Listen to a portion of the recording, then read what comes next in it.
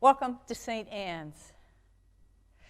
Together this Lent, we are using the poetry of Lent, which is a meditation series combining the Sunday lectionary, especially the Gospel, with poems from Mary Oliver. Today we're on the second Sunday of Lent, and the readings from Mark are Mark 8, verses 31 through 38. This is kind of an odd juxtaposition, and to understand this phrase and this reading, we really need to go back to a couple of verses before this, when Jesus turns to the disciples and says, "Who do you think that I am?" Or who do people say that I am?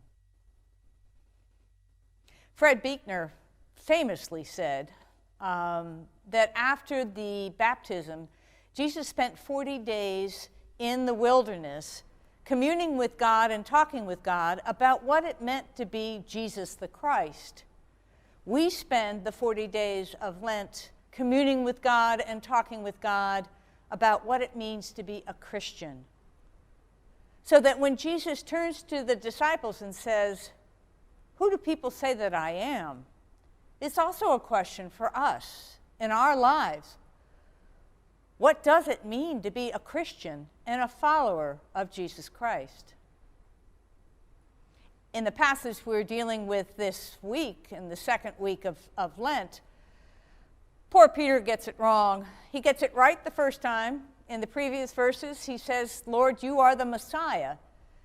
But then when Jesus says, "Well, I'm on my way to suffering and death," Peter can't stand that and says, No, you really can't be. You can't suffer. The Messiah will not suffer." And it was an identity crisis both for Jesus and also for Peter, especially in his vision of Messiahship. We ourselves also need to analyze and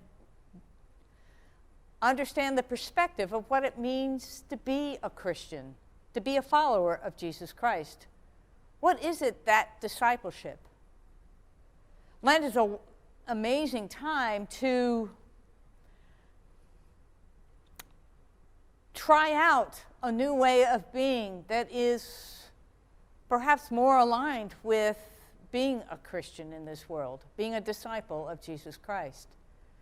During this time of COVID, as we're coming out of the pandemic, there is hope for the future, but not yet. And so we're also in a time of sort of pandemic Lent, where we think about what we've been through over the last year, but also what we need to cement in our lives going forward, so that when things open up more, we are set in that path, if you will. Mary Oliver's poems that are attached to this reading and to this week are in Blackwater Woods, which is a area around Provincetown, Massachusetts, Blackwater Woods, and it's a sort of a state park. Mary Oliver lived there most of her life, and she was renowned for wandering around in the woods by the water. Provincetown is on the water, and scribbling down phrases and parts of poems. She was known as the Poet Laureate of Provincetown. This poem is from American Primitive, which was published in 1983. And it is actually the first set of poetry, first book that won her a Pulitzer Prize. And she became much more famous than she had been before. All of American Primitive, all the poems there are kind of edgy, if you will. Kind of understanding nature, but also encouraging and also understanding a view of nature that's not all hearts and flowers and butterflies. And it's less about the reality of nature and more about transformation, about how nature transforms itself and how we should as well. The other Mary Oliver poems that are attached also to this week are also as famous. One is The Journey, which comes from Dreamwork, which was published in 1986. The Journey is a harsh poem, and the last two lines are, determined to be the only thing you can do, determined to save the only life you can save. In essence, how can you save your life?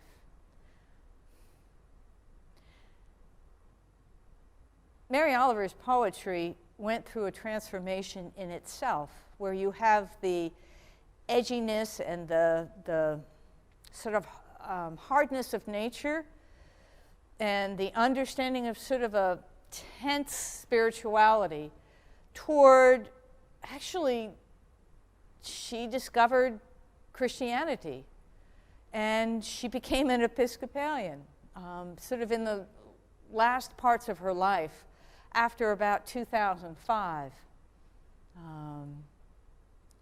She begins to name God much more clearly.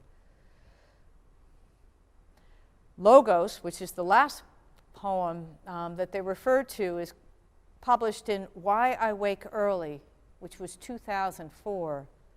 And she talks about the miracles and lays them at the feet of Jesus Christ. Together during this week and throughout Lent, let us look for the transformation that we are invited to take. Let it be a holy Lent, a transformative Lent, and a Lent full of hope for that which is to come.